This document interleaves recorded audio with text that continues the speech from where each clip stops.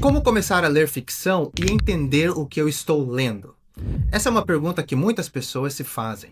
Eu já me fiz essa pergunta no passado, e é normal. Porém, as pessoas que fazem esse tipo de pergunta querem algo prático, um conjunto de regras ou princípios que sejam simples e que de fato façam o nível da leitura subir. Por isso, nesse vídeo eu vou lhe mostrar os 6 princípios fundamentais para a leitura de ficção, de acordo com Susan Wise Bauer, autora do livro Well Educated Mind. Esses princípios não são somente teoria. Depois que eu comecei a usá-los, o nível das minhas leituras aumentou muito. E muitos dos meus alunos que estão começando agora no mundo da leitura também falam que a leitura deles era uma antes de aplicar estes princípios e outra depois de aplicar os princípios. Se você aprender algo interessante neste vídeo, não esqueça de deixar o seu like e se inscrever no canal. E se tiver interesse em receber o guia completo com esses princípios, basta se inscrever na minha newsletter, cujo link está também aqui na descrição.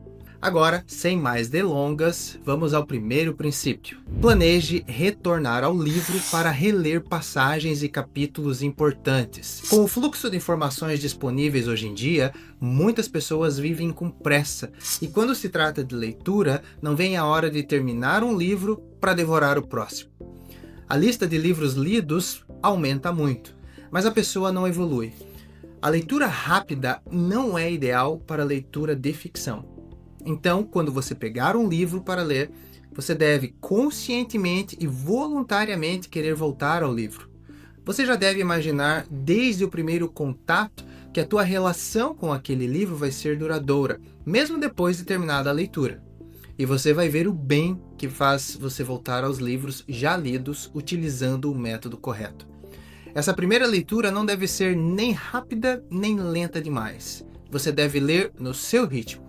O importante é entender as frases e parágrafos e, enfim, você deve ler com atenção e também marcar e sublinhar as passagens que são importantes ou confusas. E também você deve dobrar o canto da página para depois você saber que ali está algo de importante. Não tenha medo, rabisque mesmo o livro. Se você é daqueles que gosta de cuidar o máximo possível dos livros, aconselho que compre 2 cópias, uma para leitura profissional e outra para deixar na estante, arrumadinha e mostrar para os outros.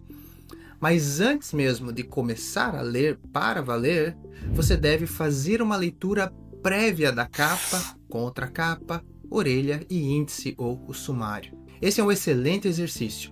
Só de você ler a capa, contracapa, a orelha e o sumário, você já vai ter uma ideia muito boa do que está por vir naquele livro. É mais ou menos como você olhar um novo trajeto no GPS antes de ligar o carro e começar a viagem. Você começa a mais ou menos se guiar de acordo com essas informações iniciais.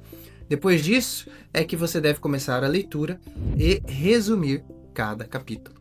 No começo da minha vida de leitura, eu não costumava fazer resumos de capítulos e de parágrafos. Eu achava que iria lembrar de tudo no futuro, o que não acontece. Por mais que a gente se esforce, a gente acaba por lembrar o enredo geral do livro, mas não a separação por capítulo. E para a leitura profissional, você terá de voltar e estudar o livro. Então esses pequenos resumos devem lhe orientar muito no futuro, além de ajudar a guardar o conteúdo na memória. Mas note, esse resumo de cada capítulo deve ser de 1 linha, 2 no máximo. Você deve descrever apenas o acontecimento mais importante do capítulo. Por exemplo, no capítulo 9 do livro A Leste do Paraíso, Mr. Edwards descobre o passado de Catherine e a espanca quase até a morte. Resumo curto, 1 ou 2 orações, com acontecimento importante, e é isso. Você pode fazer esse resumo na própria página do livro ou colar uma nota adesiva no início do capítulo com o resumo, ou ainda escrever em um caderno ou folha separada. Eu prefiro a nota adesiva, pois assim os resumos já ficam junto com o livro, o que facilita para referências futuras. Veja só, eu tenho aqui as notas com os resumos de cada capítulo do livro. Veja só, cada capítulo tem uma notinha com o resumo, veja só.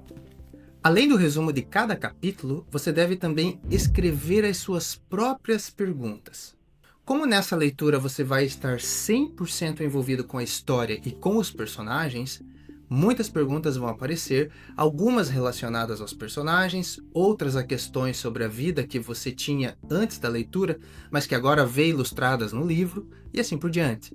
Não importa o tipo de pergunta, deixe tudo registrado. E como no princípio anterior, você pode escrever tudo na margem do livro, colar notas adesivas ou usar um caderno separado. Para as perguntas e pensamentos que eu anoto, eu gosto de usar a própria margem do livro. E caso essas perguntas sejam cruciais para você, não esqueça de dobrar o canto da página para ajudar na referência futura. Com todos esses princípios seguidos, quando você terminar de ler, você vai se sentir transformado pela leitura. Vai ter familiaridade com cada um dos personagens, vai saber qual o estilo do autor, etc. Elementos que eu vou trazer para vocês em outros vídeos. Então chegamos no último princípio, que é juntar todos os resumos de cada capítulo e escrever um resumo geral da obra, dando para a obra um novo título curto e um subtítulo longo. O resumo deve conter no máximo uma página, e você deve escrevê-lo com cuidado e atenção.